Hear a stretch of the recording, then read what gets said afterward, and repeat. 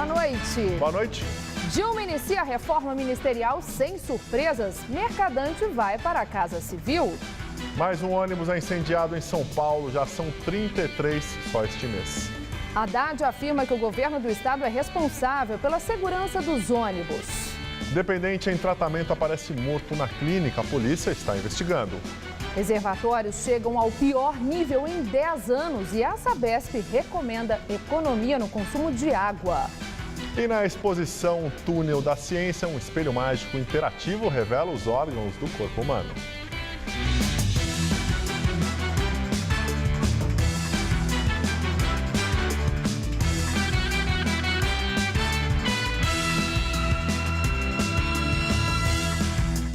O Ministério Público pede medidas urgentes para manter a circulação dos coletivos na cidade após mais um ônibus ser incendiado em São Paulo. O prefeito Fernando Haddad afirmou que o governo do estado é responsável pela segurança dos ônibus e o secretário de Segurança Pública garantiu o reforço de policiais da rota e do batalhão de choque. Mais que um ônibus queimado por dia. O de número 33 foi incendiado em São Miguel Paulista, na Zona Leste, na última madrugada. Por causa do medo dos ataques, a qualquer hora, coletivos são recolhidos das ruas, seguem sem passageiros para a garagem. De noite, ônibus de várias linhas não estão completando os itinerários para evitar entrar nos bairros na região do Jardim Ângela. O Ministério Público quer urgência das autoridades nas medidas para devolver à população o direito de circular por meio do transporte coletivo. O promotor, que já investiga a qualidade do serviço, anunciou que vai intimar os empresários e os comandantes da PM nos bairros onde ocorreram os ataques para dar explicações. O prefeito Fernando Haddad voltou a dizer que o estado tem de garantir a segurança nos bairros para que os ônibus possam circular. O secretário de Segurança Pública, que esteve hoje em Campinas, disse que 16 suspeitos foram presos desde a terça-feira e confirmou o reforço no policiamento com o uso da tropa de choque. Nós nos reunimos com os delegados seccionais da capital, das áreas mais críticas e com os setores de inteligência, já definimos um plano de trabalho especial e prioritário para esse assunto. Intensificamos o policiamento preventivo em 2 regiões críticas de São Paulo e hoje numa terceira em razão do episódio de ontem à noite, com o choque, com a rota e outros segmentos necessários. Nós vamos dar apoio, vamos garantir a circulação dos ônibus, estamos querendo investigar a fundo e vamos chegar ao esclarecimento desses fatos. Não são fatos que se aparentam ser isolados. 2 caminhões foram incendiados na madrugada de hoje.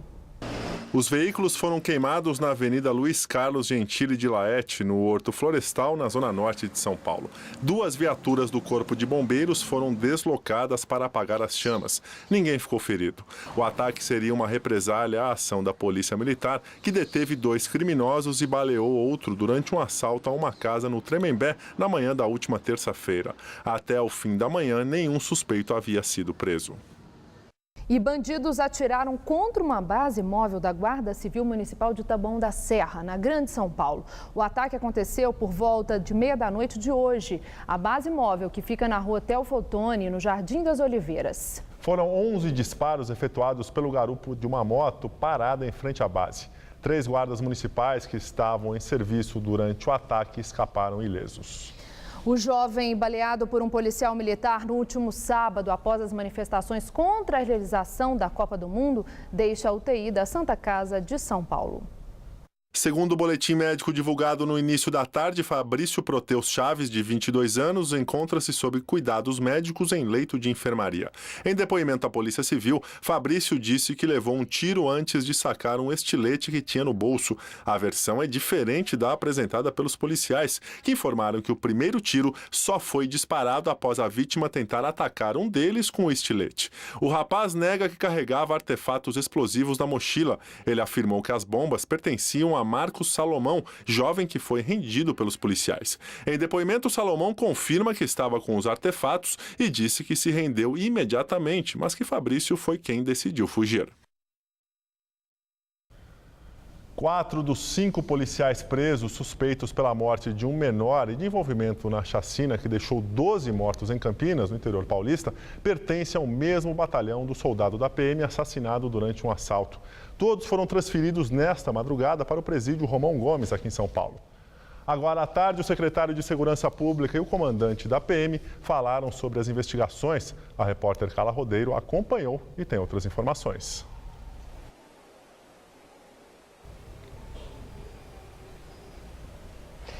Gabriel, a cúpula da segurança pública que esteve hoje aqui em Campinas não quis revelar os nomes dos PMs que foram presos, a pretexto de não atrapalhar o inquérito policial, mas todos são soldados. A investigação chegou até eles a partir da morte de um adolescente, Joab Neves, que foi baleado na mesma noite da chacina. Os PMs teriam sido reconhecidos por testemunhas com relação a esse assassinato. O objetivo agora é saber se houve a participação deles também na chacina há 2 semanas, na qual 12 pessoas foram executadas em ataques em série na periferia de Campinas. Bem, a prisão dos policiais, dos 5 policiais, 5 soldados, é temporária e vale por 30 dias. Estela. Obrigada, Carla, pelas suas informações. E uma manifestação do movimento do Sem Teto interditou ruas importantes da região central nesta quinta-feira. Cerca de 150 manifestantes ligados ao MTST se reuniram na Praça da Sé e percorreram as principais ruas do centro. Eles chegaram a bloquear a Rua Boa Vista, no trajeto rumo à sede da CDHU. Os integrantes pedem uma solução para a ocupação da Vila Silva, em São Miguel Paulista, na Zona Leste. Cerca de 400 famílias invadiram o terreno há 1 ano. Eles cumprem uma ordem de despejo que vence hoje e, por isso, cobram uma alternativa de moradia junto à CDHU, que é a dona da área. Família questiona a causa da morte de um rapaz em uma clínica de recuperação para dependentes químicos em Piracaia, no interior de São Paulo. Ele foi encontrado em um quarto de contenção ou reflexão, local onde o interno fica isolado por oferecer perigo a si mesmo ou aos outros. Os familiares ainda estão tentando entender o que aconteceu com Rony Roberto Francischetti, de 43 anos, no último dia 15. Por volta de 2 da tarde, os parentes receberam a notícia de que ele havia sido encontrado morto dentro de um quarto de contenção neste centro de tratamento para dependentes químicos. Quem ligou primeiro lá foi o funeral, aí eles não quiseram falar e passou para a delegacia aqui. Aí minha esposa recebeu a notícia, eram umas 2h40 mais ou menos. E assim o corpo já estava lá em Bragança. De acordo com o boletim, a ocorrência foi registrada às 10 da manhã como morte suspeita. A família acredita em dosagem excessiva de medicação. Falaram também que foi chamado o SAMU, que tentaram reanimar, mas eu acho que se o SAMU tivesse reanimado, ele não estaria de bruço, ele estaria numa outra posição. Rony foi internado voluntariamente no dia 27 de outubro. O local foi escolhido com base nas informações contidas neste site. O tratamento de 6 meses custou R$ 5.600. Entre os destaques, a garantia de uma equipe multidisciplinar, com psicólogos, terapeutas, médicos, terapeutas ocupacionais, professores de educação física, enfermeira e socorrista 24 horas. De acordo com especialistas, o protocolo no caso de isolamento de um paciente, principalmente quando medicado, é que ele seja monitorado constantemente. Mas, segundo Elaine, o irmão estava em um quarto sem câmeras e teria sido orientado a bater na parede caso precisasse de ajuda.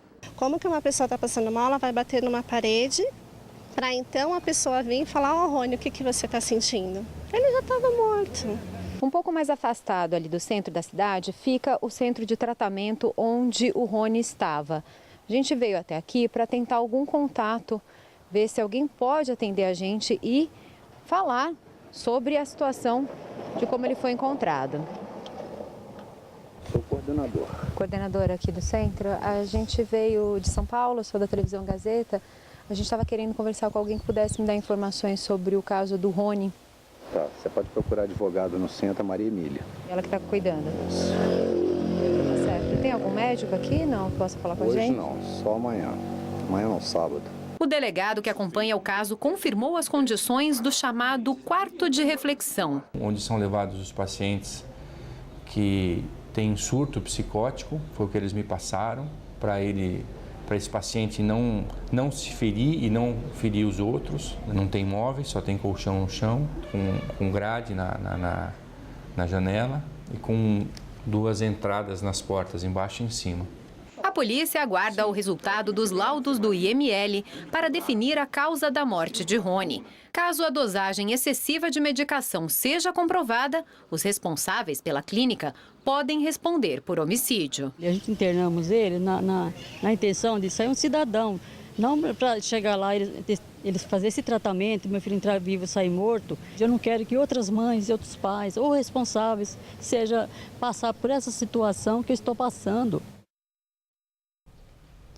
O Jornal da Gazeta entrou em contato por telefone e e-mail com a advogada indicada pelo coordenador do Centro Quiron, mas ela não se manifestou sobre o assunto até a exibição desta reportagem. Foram enterrados hoje os corpos dos 5 adolescentes que morreram afogados em um lago artificial em Santo André, no ABC Paulista. O acidente aconteceu na tarde de ontem, dentro do Parque Guaraciaba. O lago, conhecido como Tancão da Morte, tem mais de 70 metros de profundidade. Há placas avisando que é proibido nadar no local. Desde a década de 90, 33 pessoas morreram no lago. Por isso, o Ministério Público pediu o fechamento do parque em 2004. Os jovens teriam entrado no terreno por meio de uma estrada clandestina na mata. Segundo uma testemunha, os jovens escorregaram de uma pedra e caíram direto na água. Nível das represas do sistema Cantareira, o principal reservatório de água da Grande São Paulo, registra o nível mais baixo em 10 anos. A situação preocupa os especialistas que recomendam fechar as torneiras para economizar água. Nesta quarta-feira, o sistema Cantareira, que é o principal reservatório da Grande São Paulo, estava abastecido com apenas 22,7% de sua capacidade máxima. Para especialistas, a situação é preocupante. Os ciclos consecutivos sem chuvas adequadas e que culminam com esse dezembro e janeiro extremamente atípico, com chuvas abaixo das mínimas, realmente nos trazem uma preocupação por conta da situação absolutamente fora do normal. O problema, segundo Marco Antônio, é com São Pedro. Em todo o ano passado, não caiu nem 70% da chuva esperada para o ano no sistema Cantareira. E os meses de verão foram os piores. Nós necessitamos muito que as chuvas retornem na sua normalidade. Isso é imprescindível para que a gente volte novamente a acumular água e que a gente possa concluir o período de chuvas com níveis satisfatórios para poder atravessar o próximo período de estiagem, que começa a partir do outono e vai até outubro. No sistema Cantareira são captados 47% da produção de água que abastece a Grande São Paulo. São atendidas as zonas Norte, Centro e uma pequena parte da Zona Leste, além de outros 10 municípios da região metropolitana, como Barueri, Osasco e parte de Guarulhos. Esta é a barragem Paiva Castro, em Mariporã, que faz parte do sistema Cantareira. A gente percebe pela marcação na parede que o volume de água está pelo menos meio metro abaixo do normal. Ali a régua indicaria 745, o número está apagado, há uma mancha na parede e logo mais abaixo o nível da água. Agora, segundo informações da Sabesp, o problema é muito pior nas represas que fazem divisa com o estado de Minas Gerais. Por lá, o nível de água chega a estar 15 metros abaixo do normal. A companhia espera que a situação fique um pouco melhor com a promessa de chuvas na segunda quinzena deste mês, segundo as previsões meteorológicas. Mas até lá, o jeito é economizar. A gente tem que evitar banhos longos, evitar lavar quintais, trocar a mangueira pelo balde na hora de lavar os carros, evitar que a torneira fique aberta desnecessariamente. Dona Vânia já começou a fazer a parte dela. Nada mais de lavar o quintal. Agora só uma limpeza com a vassoura. A torneira da pia fica fechada na hora de ensaboar a louça. Água mesmo só para enxaguar. E a lavadora de roupas só é acionada quando já está bem cheia. Vai faltar? Não sei se vai faltar, mas pode ser que a represa fique com um pouquinho mais de água, né? O governador Geraldo Alckmin disse hoje que a Sabesp deverá entregar em 3 ou 4 dias uma proposta para solucionar o problema de abastecimento do sistema Cantareira. A Sabesp informou que, por enquanto, não há necessidade de se adotar medidas drásticas, como o racionamento de água. A tarde desta quarta-feira foi a mais seca para o mês de janeiro dos últimos 29 anos aqui na capital paulista. A taxa de umidade relativa do ar chegou a apenas 15% na região do aeroporto de Congonhas. E olha, a Grande São Paulo vai continuar com baixos níveis de umidade. Até domingo a chuva é esperada, porém, olha, ela deve ser fraca. Vamos ver em detalhes a previsão para o Brasil e o estado de São Paulo com Luciana Magalhães.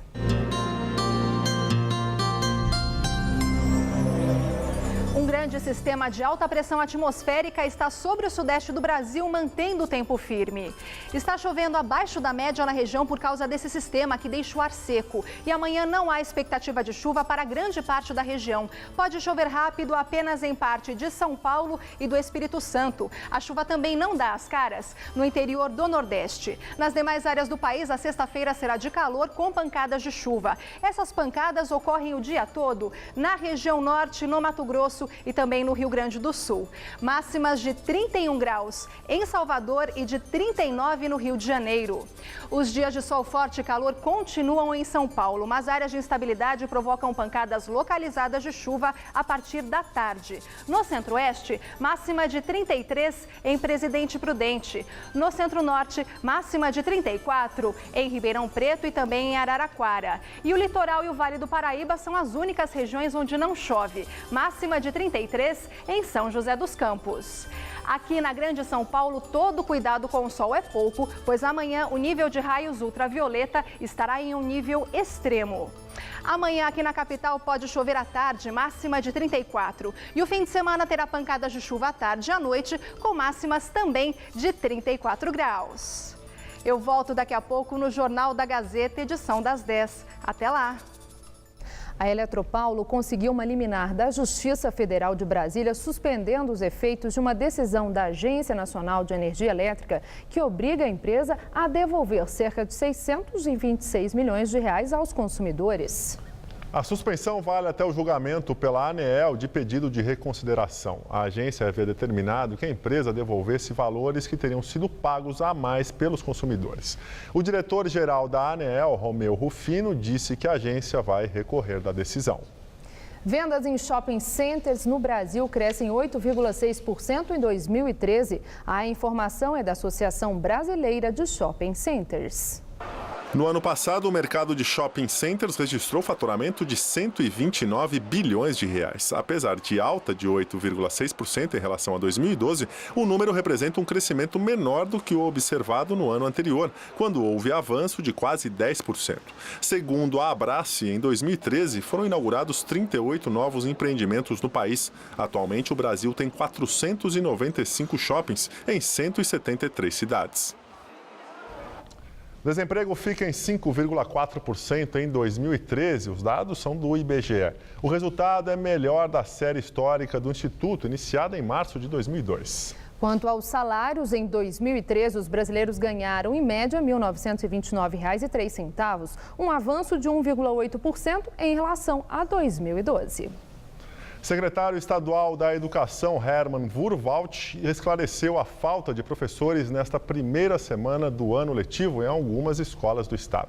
Em entrevista à TV Globo, o secretário afirmou que o contrato com alguns professores temporários não foi interrompido na data recomendada pela secretaria e que, por isso, o prazo de 40 dias de descanso dos docentes não terminou. Segundo o secretário, na próxima segunda-feira a situação deve ser normalizada. A secretaria disponibilizou um telefone para o qual os pais devem ligar caso tenham esse tipo de problema. É 0800 770 012. A volta às aulas na rede estadual foi antecipada em uma semana por causa da realização da Copa do Mundo, que começa no dia 12 de junho. Dos grandes desafios espaciais até os mistérios do funcionamento do corpo, tudo isso está na exposição Túnel da Ciência, que está em cartaz em São Paulo. Gioconda ficou surpresa ao ver o espelho mágico. Uma simulação mostra os órgãos do corpo humano ao mesmo tempo em que a pessoa se movimenta. Eu achei interessante, você conhecer o corpo por dentro, assim, né? Tá vendo, né? E você interagindo, né? Você mexendo, né? Você já tinha visto o seu corpo por dentro? Não. O que você achou? Gosmento. Maurício fez questão de participar de outras instalações, recebeu orientações dos monitores, que são estudantes da Unifesp, diretamente ligados à área de ciências e tecnologia. Quando o visitante chega na exposição, ele se cadastra e recebe um aparelho como este, com um leitor de código de barras, para interagir com tudo que está aqui. É só encostar o aparelho aqui, aparece um vídeo, neste caso, explicando sobre simulações climáticas. Códigos de barras estão espalhados pela exposição, mas quem quiser pode apenas ler as informações dos painéis, como esta, que diz que mulheres magras pensam com antecipação. Será que isso é verdade?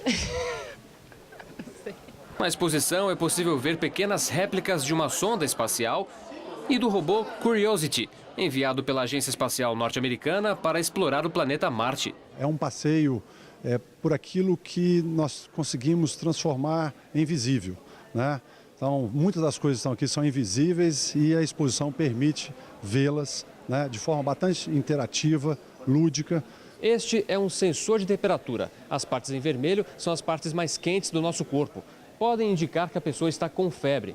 Equipamentos como este já foram utilizados em aeroportos para evitar que pessoas doentes entrassem no país. Eu acho que a exposição, ela traz uma perspectiva da pesquisa para a gente, que é desenvolvida num instituto que é renomado, com um linguajar simples.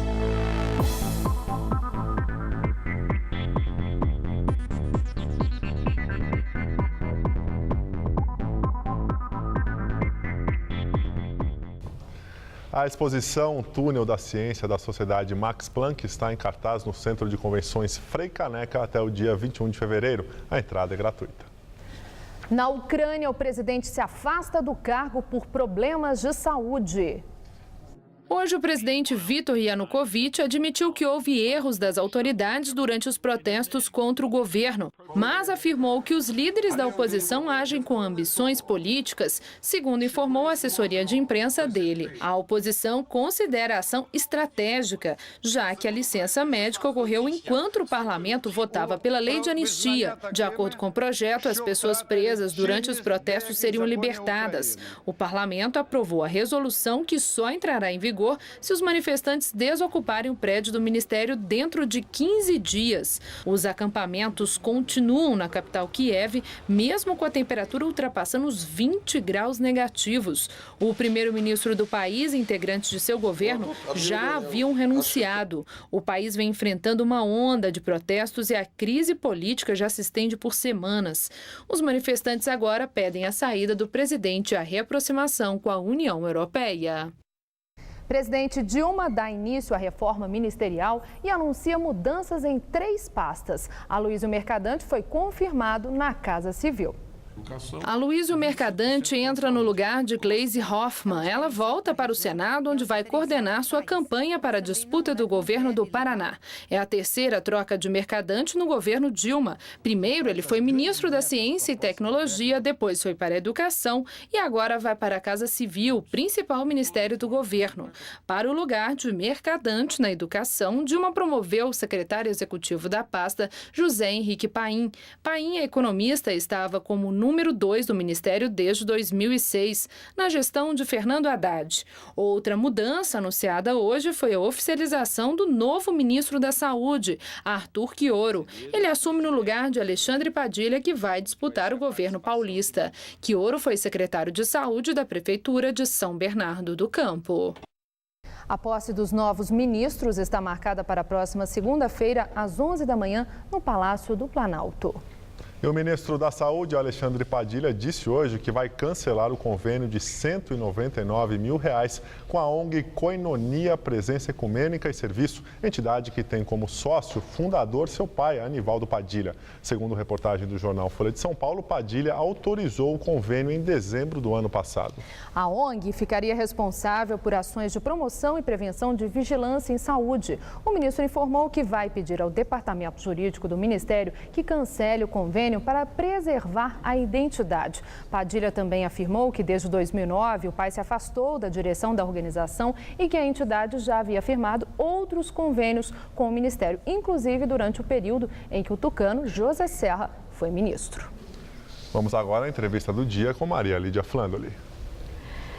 Partido Social Democrático, PSD, decide concorrer ao governo de São Paulo com candidato próprio e apresenta o ex-presidente do Banco Central, Henrique Meirelles, candidato ao Senado. E hoje o Jornal da Gazeta recebe o escolhido do PSD para concorrer ao governo paulista, Gilberto Kassab, presidente nacional do PSD e ex-prefeito de São Paulo. Muito obrigada, Kassab, por estar conosco. Bom, Kassab, nesse encontro regional em São José do Rio Preto, no último fim de semana, houve ali uma formalização do lançamento dessa sua pré-candidatura, com uma fala muito interessante sua e a apresentação do Henrique Meirelles para o Senado.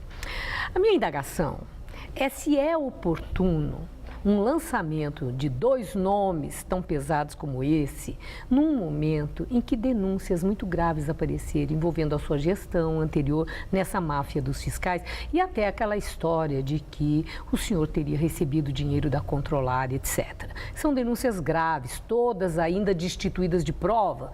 Entretanto, essas coisas podem comprometer a largada de uma candidatura. Foi oportuno? Comprometeria, Maria Lídia, se fosse verdade. Como é uma tremenda mentira, quase que uma história novelesca, é evidente que não compromete. Aliás, no próprio dia que essa irresponsável afirmação foi feita, eu fui absolvido na única ação que eu tenho em 7 anos de prefeitura. Portanto, é evidente que isso não compromete, não preocupa. Eu, ao longo dos 7 anos da prefeitura, como ao longo da minha vida pública, sempre me coloquei à disposição do Ministério Público, da Justiça, não tenho nada a esconder, nada a temer. E foi um evento muito positivo lá em Rio Preto, porque o nosso partido mostra que ele precisa se apresentar no primeiro turno com a sua proposta, os seus candidatos. Nós entendemos que não deve haver no primeiro turno alianças. Se os partidos existem, eles têm que pegar os seus quadros e apresentarem.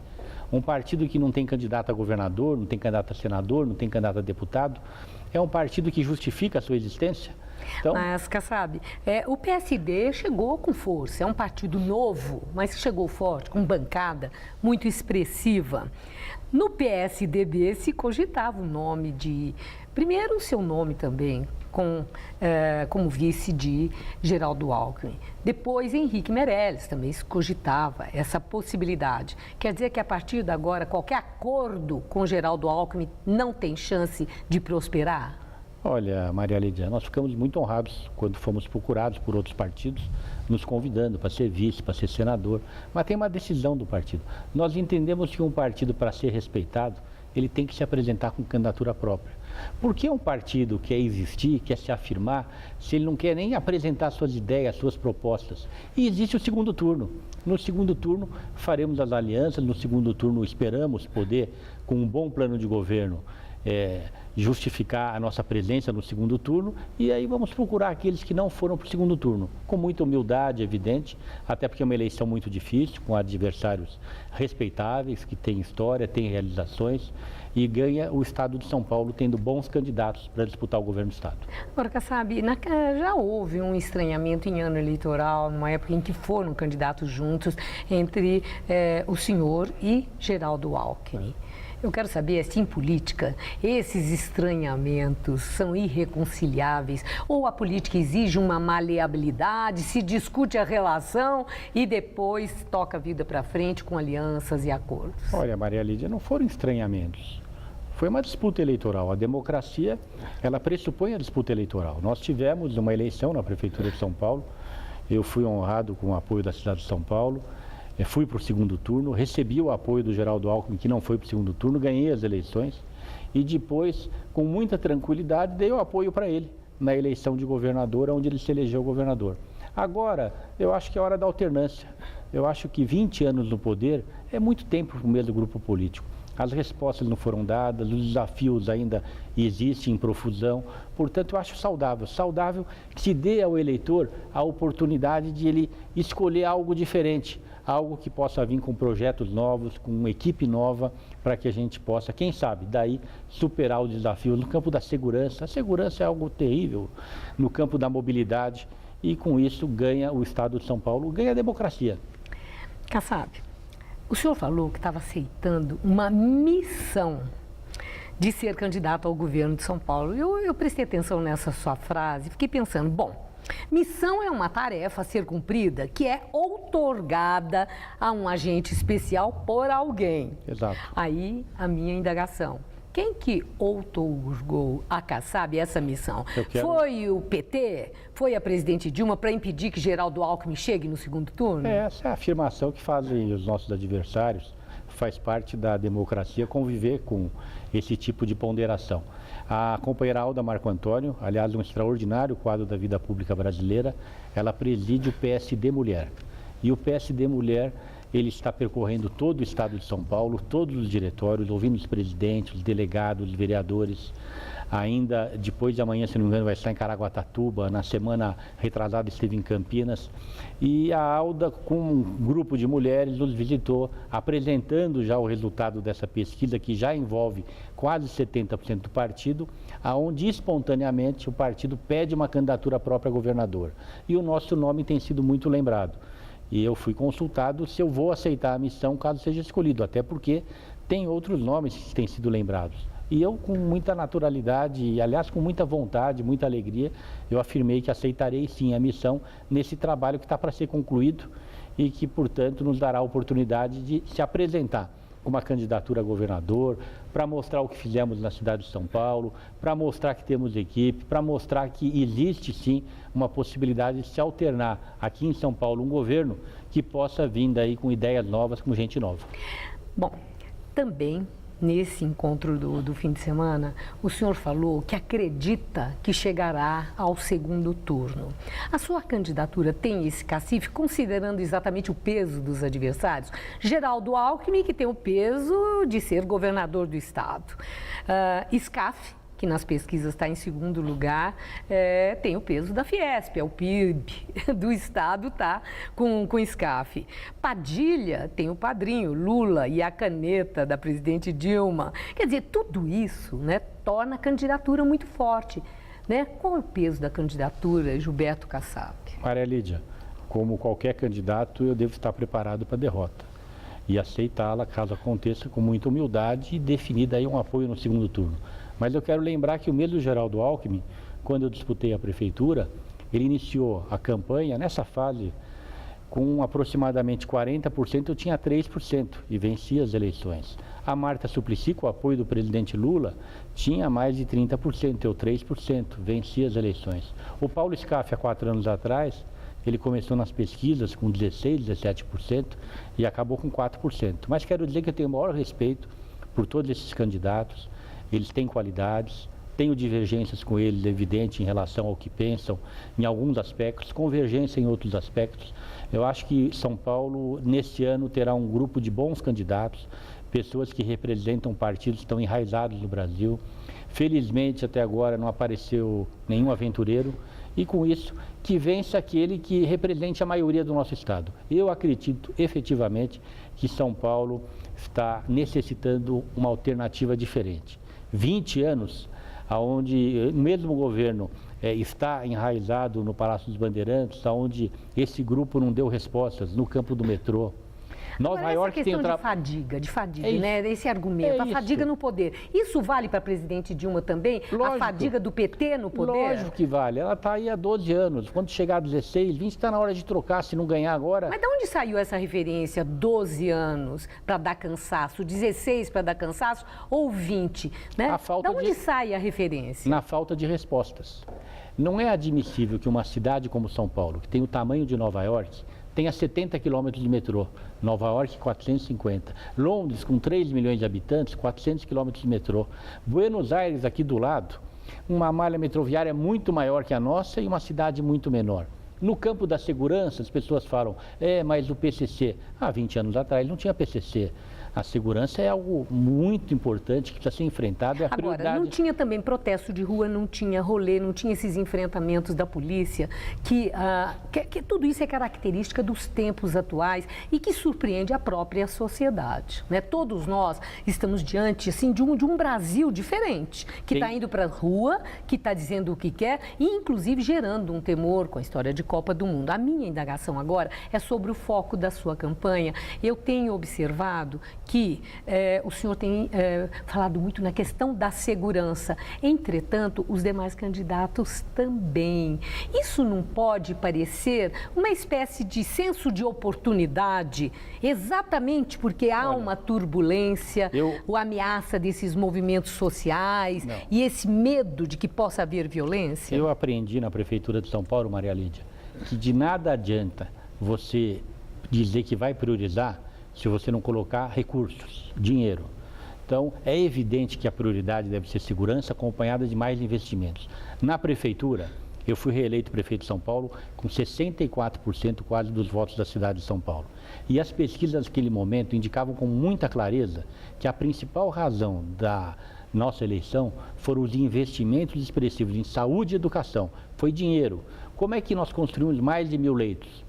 130 AMAs, fizemos parcerias com o Einstein, com o Sírio-Libanês, Santa Casa, as Irmãs Marcelinas, pusemos recursos. No orçamento, tinha 15% dos recursos do Tesouro indo para a saúde quando iniciou a nossa gestão. Quer dizer, no seu entender, segurança tem que pôr recursos, só para concluir, no final, em saúde, nós passamos de 15% para 20%, 5% a mais. Segurança é a mesma coisa. Você tem que pagar melhor o policial. Tem que resgatar a capacidade da Polícia Civil de investigar. Tem que recuperar a autoestima da Polícia Militar. Precisa pôr recurso, dinheiro. Kassab, eu tenho certeza que vamos ter oportunidade de retomar todos esses assuntos com o andamento das campanhas nesse ano eleitoral. Agradeço muito sua entrevista. Uma boa noite. Obrigado, boa noite. Gabriel. O Banco Central lança série de moedas comemorativas da Copa do Mundo de 2014. Ao todo, são 9 modelos de moedas especiais fabricadas pela Casa da Moeda. Uma de ouro, 2 de prata e 6 de cuproníquel, uma liga metálica que mistura cobre e níquel. Entre os desenhos retratados estão a taça da Copa do Mundo da FIFA, momentos de gols famosos, o mascote oficial da Copa, o fuleco, e também homenagem às 12 cidades sede da competição. As moedas podem ser adquiridas no site do Banco Central, bcb.gov.br. A mais barata custa R$ 30 e a mais cara, de ouro, custa R$ 1.180. E agora as notícias do esporte com Estela Gontijo e Celso Cardoso. E as goleadas marcaram a 4ª rodada do Campeonato Paulista de Futebol, uma delas no clássico Santos e Corinthians. Celso Cardoso, timão, hein? Estela, a coisa ficou feia para o atual campeão paulista. Jogando na Vila Belmiro, o Corinthians foi impiedosamente goleado pelo Santos. No Morumbi, Luiz Fabiano brilhou e o São Paulo detonou o Rio Claro em jogo de 9 gols. Na Vila Belmiro, o Santos começou com tudo. Aos 12 minutos, Arouca pegou a sobra para fazer 1-0. Aos 22, Arouca cruzou na medida para Gabriel, em posição legal, aumentar. 2-0 Santos. O Corinthians esboçou uma reação logo na sequência, com esse chute de fora da área de Guilherme. Golaço. Mas no segundo tempo, o Santos voltou arrasador. Com menos de 2 minutos, Arouca começou um contra-ataque mortal, que foi passando de pé em pé até chegar em Thiago Ribeiro, 3-1. Giovânio fez meia-lua em cima de Ralf e cruzou para Bruno Pérez ampliar. 4-1. E para fechar, Thiago Ribeiro passou como quis por Guilherme e bateu no contrapé do goleiro Walter. 5-1 Santos, placar final. No Morumbi, o São Paulo abriu 3-0 sobre o Rio Claro com 3 gols de Luiz Fabiano. O primeiro aos 11, o segundo aos 16 e o terceiro aos 28. No segundo tempo, Ademilson ampliou, 4-0. O Rio Claro descontou no gol contra do uruguaio Álvaro Pereira. Evandro fez mais um para o São Paulo, mas Léo Costa e André fizeram outros 2 para o Rio Claro. 5-3. Aí o zagueiro Antônio Carlos marcou e definiu o placar. São Paulo, meia dúzia. Rio Claro, 3. Celso, no caso do jogo do Corinthians e do Santos, o Mano Menezes ainda não acertou o time ou é o Santos que já está encaixadinho ali? Olha, são circunstâncias de um jogo, Estela. Eu imagino que se jogassem mais 10 vezes, esse placar elástico não aconteceria. O Santos, por exemplo, está disputando o campeonato e empatou um jogo marcando gol quase nos acréscimos, venceu um outro placar apertado por 1-0, também nos acréscimos. Ontem deu tudo certo, o Arouca jogou muito, o Santos jogou muito bem e o Corinthians esteve muito aquém do que pode produzir. Mas é muito cedo para você fazer qualquer avaliação. Não dá para dizer que o Santos é favoritíssimo ao título e tampouco dizer que o Corinthians vai ser um fiasco. Circunstâncias de uma partida. O Mano está realizando o 4º jogo à frente do Corinthians, não houve tempo ainda para fazer com que esse time se encaixasse.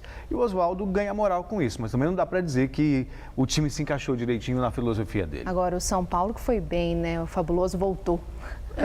Vamos aguardar para ver se continua assim. Goleadas também nos jogos de outros campeonatos estaduais. No Rio de Janeiro, o Vasco emplacou a 2ª goleada seguida pelo Campeonato Carioca. Na Copa do Nordeste, o show foi do Vitória da Bahia. Pela Copa do Nordeste, o Vitória goleou o Sergipe por 5-1 e chegou a 7 pontos no Grupo B. Dos 5 gols do time baiano, 3 foram de Juan e os 3 em cobranças de pênalti. O Vitória é o 2º da chave e o Sergipe o 3º. De virada, o Bahia venceu o Vitória da Conquista e também chegou aos 7 pontos, só que no Grupo B. Anderson Talisca, de falta, e Wilson Pitoni, aos 49 do segundo tempo, mantiveram os baianos na vice-liderança da chave. Fora de casa, o Sport perdeu para o Guarani de Sobral já nos acréscimos da etapa final. Gugu marcou. O Guarani é o líder do Grupo D. Em Santa Catarina, o Criciúma venceu o Figueirense por 1-0 com um gol dele, do interminável Paulo Baier. Chute de primeira para garantir a vitória por 1-0. E delírio da torcida no Heriberto Wilson.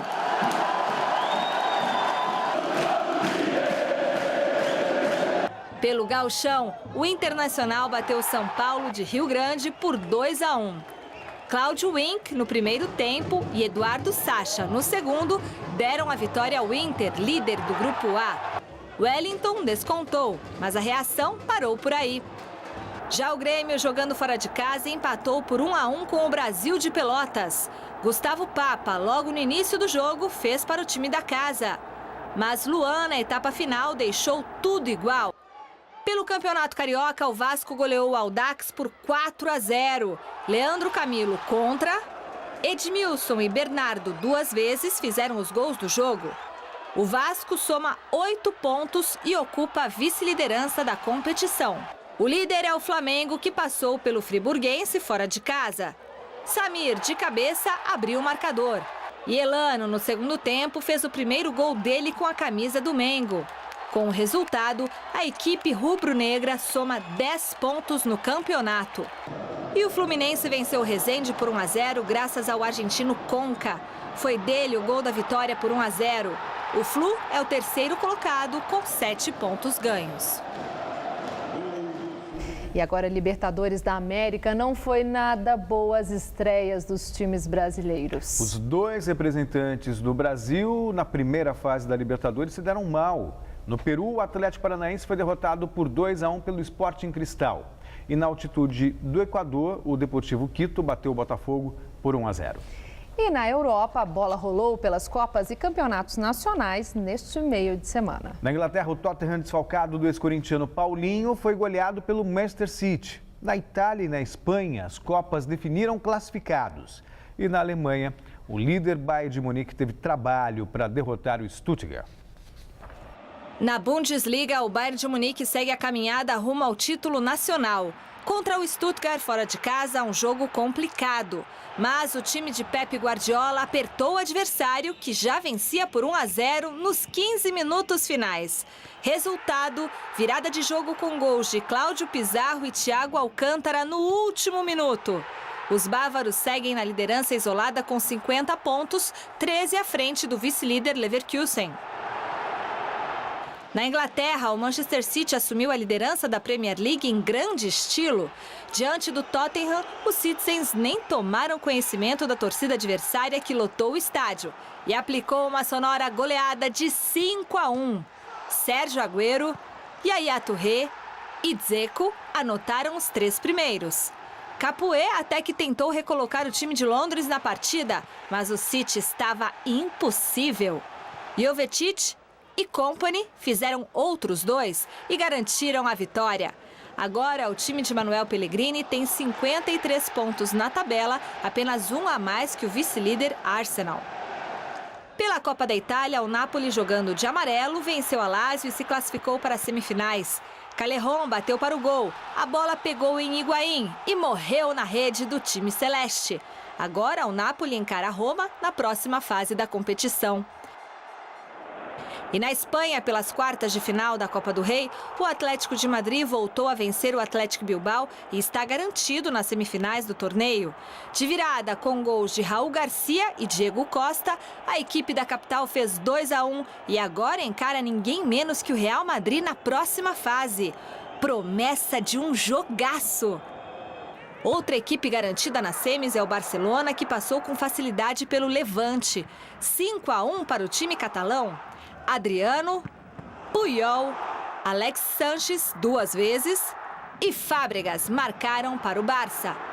O adversário da semifinal sai do confronto entre Racing Santander e Real Sociedad, que jogam neste momento no estádio El Sardinero. E agora a Fórmula 1, Felipe Massa pilotou a Williams pela primeira vez na temporada. E o resultado, Estela, foi excelente. No terceiro dia de treinos da pré-temporada da Fórmula 1, o brasileiro Felipe Massa fez o segundo melhor tempo na estreia com o novo carro. Já as outras equipes estão passando por maus bocados. A RBR se destacou nas últimas temporadas por se adequar rapidamente às mudanças no regulamento da Fórmula 1. Mas o som que o novo RB10 fez na pista hoje mostrou que este ano a coisa está diferente. Pelo terceiro dia consecutivo de testes no circuito espanhol de Jerez de la Frontera, a equipe atual campeã da categoria vem tendo dificuldades no acerto do carro. Daniel Ricciardo não conseguiu fechar nenhuma volta por conta de problemas no motor Renault. Quem também ainda não conseguiu um treino satisfatório foi a Caterham, outra equipe que conta com o motor Renault.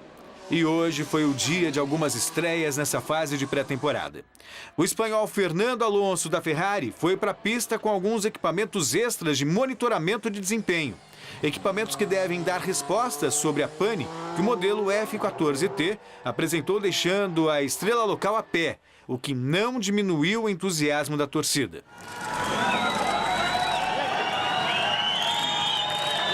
Felipe Massa finalmente fez a estreia pilotando uma Williams e foi um começo promissor.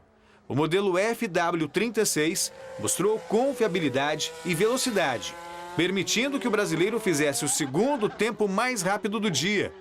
A boa atuação de Massa só foi ofuscada pelo jovem dinamarquês Kevin Magnussen, da McLaren, que gravou a melhor volta da sessão de treinos, mostrando que a equipe inglesa está na frente das concorrentes nesta pré-temporada.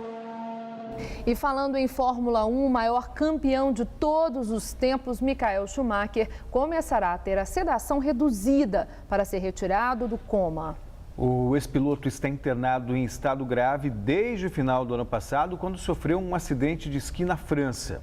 Em comunicado, a assessoria de imprensa de Schumacher confirmou que a equipe médica que cuida do alemão começou a diminuir a dosagem de sedativos para iniciar a saída do coma, mas ressaltando que esse processo pode levar de 2 a 4 semanas. Só então será possível saber se ele ficará com sequelas por conta do acidente.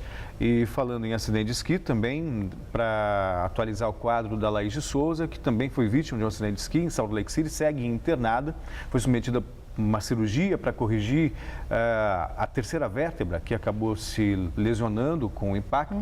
Ela, que não tinha movimentos nos braços e nas pernas, hoje já conseguiu sustentar e movimentar os ombros. ainda é muito cedo, de acordo com os médicos, para fazer qualquer diagnóstico, qualquer prognóstico em relação à recuperação dela. Mas já é uma boa notícia. Com certeza, né? Houve uma evolução no quadro. A gente segue torcendo pela recuperação da Laís, não é, Celso? Isso mesmo. Muito obrigada, uma boa noite para você. Boa noite, até amanhã.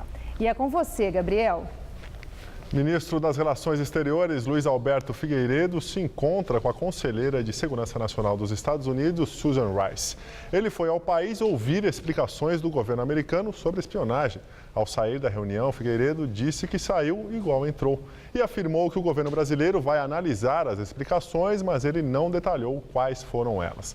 No ano passado, vieram à tona denúncias de que a agência de inteligência americana espionava líderes mundiais, entre eles a presidente Dilma. Na Suíça, a Conferência Genebra II ainda não conseguiu um consenso entre Síria e oposição. No sexto dia de conversas mediadas pela ONU, as discussões tratavam da violência na guerra civil do país. As partes fizeram acusações mútuas de terrorismo, mas não chegaram a nenhum consenso. E na Holanda, a Organização para a Proibição de Armas Químicas realizou uma reunião a portas fechadas para discutir o atraso do governo de Bashar al-Assad na entrega do arsenal. O país é ameaçado de sofrer sanções de grandes potências caso não destrua todo o material ainda este ano. E agora vamos ao comentário de política internacional com João Batista Natali. Vamos falar mais uma vez da Síria. Não tem jeito. A guerra civil é uma fonte inesgotável de barbaridades. E hoje as novidades são 4. A primeira está no relatório da ONG de Direitos Humanos, Human Rights Watch. Com base em fotos de satélite, ela acusa a ditadura de Bashar al-Assad de ter destruído 7 bairros em Damasco e Hama. Eram bairros em que os moradores apoiavam os rebeldes. As regiões destruídas têm o tamanho de 200 campos de futebol. A operação foi concluída no meio do ano passado. Caíram casas e prédios de apartamentos. Destruir habitações por vingança é crime de guerra. Vejamos a segunda novidade. O chefe do Pentágono, Chuck Hagel, disse que a ditadura síria está fazendo corpo mole para não cumprir o acordo de destruição das armas químicas. O país tem um arsenal de 1.300 toneladas, mas até agora só entregou à ONU 4% disso. Todas as armas deverão ser destruídas até o final de junho. Ninguém sabe qual a razão dessa demora, mas boa coisa não é. Assad está em vantagem na guerra civil e talvez queira manter as armas químicas para usá-las no futuro. A terceira novidade vem de um dos chefes do Serviço Americano de Inteligência. Ele divulgou levantamento sobre os combatentes estrangeiros na Síria. São 7.000 entre os insurgentes, todos próximos dos terroristas da Al-Qaeda. A ditadura de Assad também é auxiliada por voluntários xiitas da milícia libanesa Hezbollah. A última novidade é a mais previsível. Termina amanhã a atual etapa da Conferência de Genebra, em que a ONU tentou aproximar a ditadura e a oposição. O chefe das negociações, Lakhdar Brahimi, já avisou que nada de substancial sairá do encontro.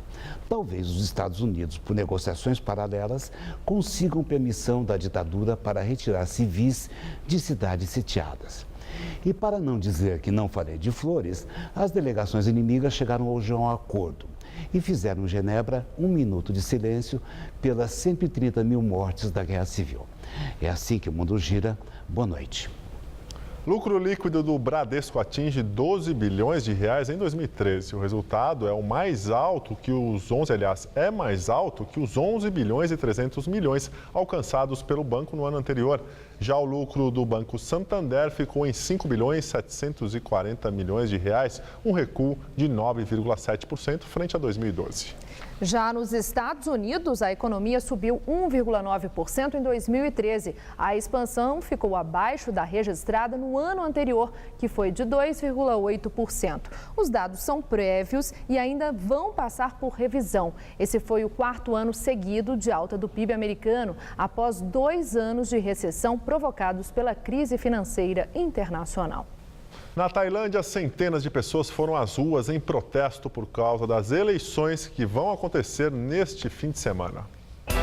O principal oponente da primeira-ministra Ingluk Shinawatra convocou a todos para se juntarem às manifestações. Ele também pediu que os eleitores não comparecessem às urnas neste domingo, quando será eleito um novo parlamento. No Iraque, 6 homens-bombas entraram no prédio do Ministério dos Transportes, mas a polícia impediu a tiros que 2 deles realizassem o atentado. A ação deixou pelo menos 24 mortos. O cantor pop Justin Bieber foi indiciado por agressão a um motorista. O caso teria acontecido em dezembro. Bieber se apresentou voluntariamente à polícia na noite de ontem e ficou detido por 2 horas na delegacia. Na semana passada, o cantor foi preso em Miami, nos Estados Unidos, por dirigir sob efeito de drogas. Ele foi solto após pagar fiança.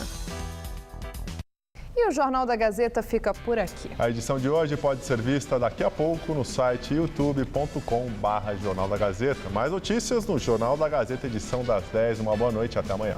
Nós voltaremos amanhã às 19 horas. Uma excelente noite para você e até lá, hein?